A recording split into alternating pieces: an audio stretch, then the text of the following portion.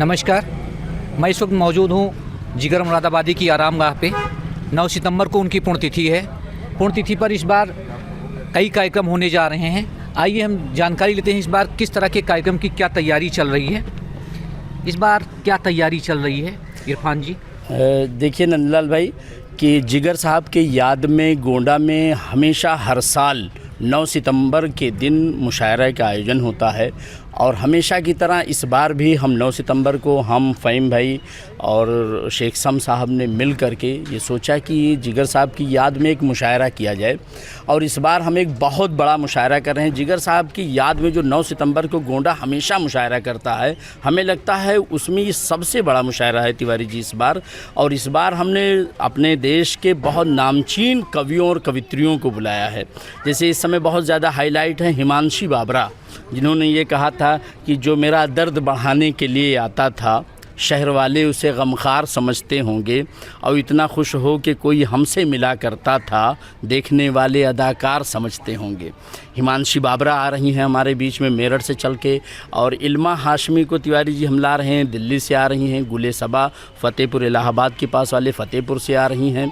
शुजा उतरौलवी, आसिम काकूरवी, विकास सिंह बौखल और गुफरान चुलबुल जैसे तमाम दर्जनों से ज़्यादा शायर और कवि परसों हमारे जिगर मेमोरियल इंटर कॉलेज में आएंगे। और यहाँ जिगर साहब की यादों को संजोने के लिए और क्या प्रयास होने चाहिए आपके अंदर? ये जिगर साहब के नाम में जिगर मुरादाबादी तो ज़रूर लिखा है, लेकिन उनकी शायरी को उरूज इसी शहर में मिली है। जिगर साहब की स्मृतियों को संजोने के लिए और क्या प्रयास आपके स्तर से होने जा रहे हैं? जिगर साहब की स्मृति संयोजने के लिए प्रयास किया जा रहा है। लाइब्रेरी का नजमी मैंने बताया है। लाइब्रेरी के साथ साथ हम लोग जिगर इंटर कॉलेज जो है उसके पीछे एक फील्ड पड़ी है, तो उसमें जिगर साहब के नाम से हम लोग महिला महाविद्यालय बनाने की कोशिश में लगे हुए हैं और इंशाल्लाह ये जरूर पूरा होगा। और जिगर साहब के नाम से लड़कियों के लिए एक महिला महाविद्यालय बनवाया जाएगा। जिगर मुरादाबादी मोहताज तारुफ नहीं है, लेकिन कुछ शेर ऐसे हैं जिन्होंने पूरी दुनिया में एक रहनुमाई प्रदान की।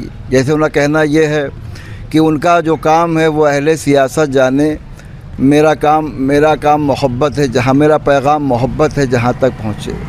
उनका ये शेर कि गुलशन परस्त हूँ मुझे गुल ही नहीं अजीज़, कांटों से भी निबाह किए जा रहा हूँ मैं। गुलशन परस्त हूँ मुझे गुल ही नहीं अजीज़, कांटों से भी निबाह किए जा रहा हूँ मैं। अभी मैं सुबह देख रहा था, एक शेर उनका सामने मेरे आया कि निखरता आ रहा है रंगे गुलशन, खसो खाशाक कहते हैं कूड़ा करकट तिनके भुनके वगैरह को। निखरता आ रहा है रंगे गुलशन, खसो खाशाक जलते जा रहे हैं। तो जिगर साहब जब गोंडा में तशरीफ़ लाए, उनकी मुलाकात यहाँ पर असग़र गोंडवी से हुई। असग़र गोंडवी से वो इतना मुतासिर हुए कि उन्होंने गोंडा को अपना वतन बना लिया और फिर वही गोंडा उनकी ससुराल बन गई। और असग़र गोंडवी और जिगर गोंडवी आपस में हमज़ुल्फ़ यानी साढ़ू हो गए और फिर अपनी अदबी ख़िदमात वो देते रहे। उनकी तमाम रचनाएँ और उनके तमाम दीवान आज पूरी दुनिया में मशहूर हैं। गोंडा को इस बात का फ़ख्र है कि हमको जिगर मुरादाबादी मिला और अहले मुरादाबाद को भी ये फ़ख्र होना चाहिए कि उनको भी गोंडा जैसे अदब नवाज़ मिले, जिन्होंने मुरादाबाद से हिजरत करके आए एक शख्स को अपनी गोद में बैठाला, वो इज़्ज़त व एहतराम दिया।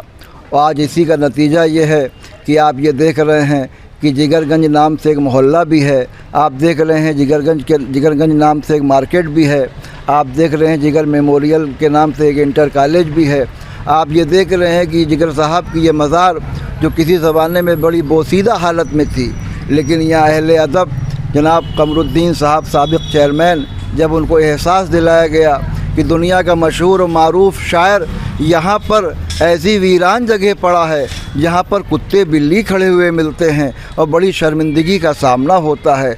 हम लोगों के मुतालबात पर उन्होंने गौर करते हुए एक बिल्डिंग, एक चार दीवारी बना दी।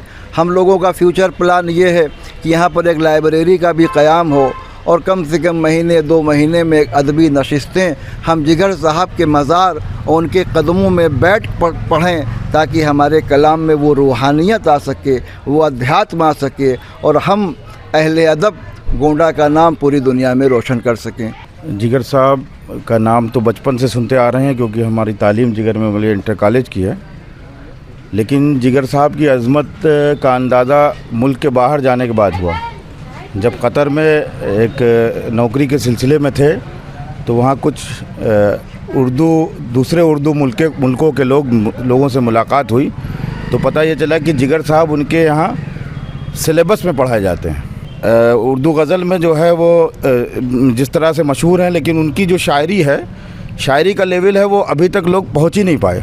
एक शेर जो है वो जिगर साहब का जो मुझे सबसे ज़्यादा अजीज़ है और जो याद है, बाकी बहुत सारे अशार मुझे नहीं याद है, लेकिन उसमें उन्होंने हकीकत को उन्होंने बयान किया। वहाँ से जो मुझे समझ में आया, फिर उसके बाद उस एक हार्ट सर्जन से तो वो एक चीज़ क्लियर हुई। इस तरह की बेशुमार शायरी जो उनकी है वो उनको अजीम बनाती है। नजमी भाई ने बहुत कुछ कह दिया है उनके बारे में।